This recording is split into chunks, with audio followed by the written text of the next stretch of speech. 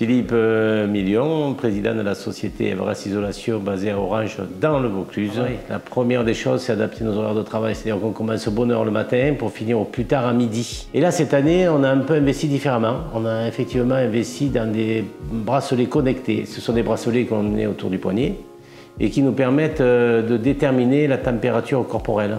À chaque fois que le corps va être en tension, il va y avoir un bip continu qui va indiquer aux collaborateurs une lumière rouge qu'il faut stopper et qu'il faut descendre de la comble et s'hydrater encore bien plus. Nos deux collaborateurs qui commencent bonne heure le matin et qui finissent leur chantier dans le temps, ils ont droit à une prime de 20 € par jour, qui est ce qu'on appelle une prime chaleur, et qui est mise en place à partir des jours de l'été. Le nombre d'arrêts de travail, qui est la moyenne de France aujourd'hui, il est à 17 jours d'arrêt de travail, mais chez Everest, on a diminué à moins de 4 jours.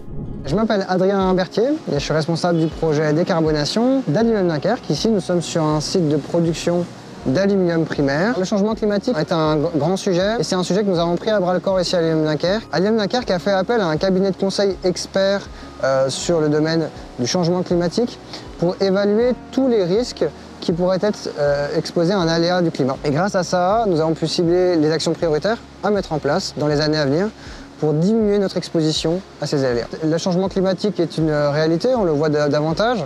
Nous ne serons pas tous égaux par rapport au changement, ils pourront être différents selon les régions, selon les expositions, selon les activités. Ce qui est clé, c'est aujourd'hui de savoir dès à présent s'entourer, de créer un réseau de personnes qui sont à la fois informées et au contact des impacts du changement. C'est absolument nécessaire de s'adapter puisque quand nous on a fait notre analyse, on s'est rendu compte qu'on perdait 10 à 15 jours de production au mieux, voire un mois de production. Et le modèle économique aujourd'hui de notre entreprise, il n'est pas tenable avec une telle perte d'exploitation. Par exemple, le dernier investissement qu'on a fait en production, c'est quand même un investissement de 500 000 €, un centre d'usinage. On a posé comme question aux fournisseurs dans notre cahier des charges la température maximale de fonctionnement de la machine, chose qu'on ne faisait jamais avant. Donc cette analyse nous a permis de voir que pour investir, c'est des investissements qui pour nous durent 10-15 ans. Donc dans 15 ans, on sait que la température aura déjà monté, il faut que cette machine puisse encore marcher et pas qu'on soit obligé de la remplacer parce qu'elle ne peut plus marcher à une certaine température. Donc oui, c'est un vrai révélateur et ça a changé un peu toute notre façon de prendre des décisions au sein de l'entreprise. Une des choses les plus importantes dans ces démarches-là, c'est de faire participer les collaborateurs. C'est de ne pas vouloir le faire tout seul. Ça ne doit pas être une décision de la direction vers les collaborateurs, ça doit être une décision collective.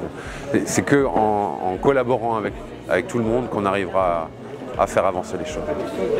C'est vrai qu'on commence vraiment à ressentir les impacts du changement climatique, notamment avec des effets de haute chaleur, de grosse chaleur. La première action, ça a été de nous former en fait et de suivre l'atelier adaptation. Aujourd'hui, on a 280 centres chez Naruto en succursale. Notre objectif, il est peut-être ambitieux, mais on a une volonté de les former, de les sensibiliser sur le sujet de l'adaptation. Les prochaines étapes pour l'adaptation au changement climatique, c'est déjà donc de former, de sensibiliser.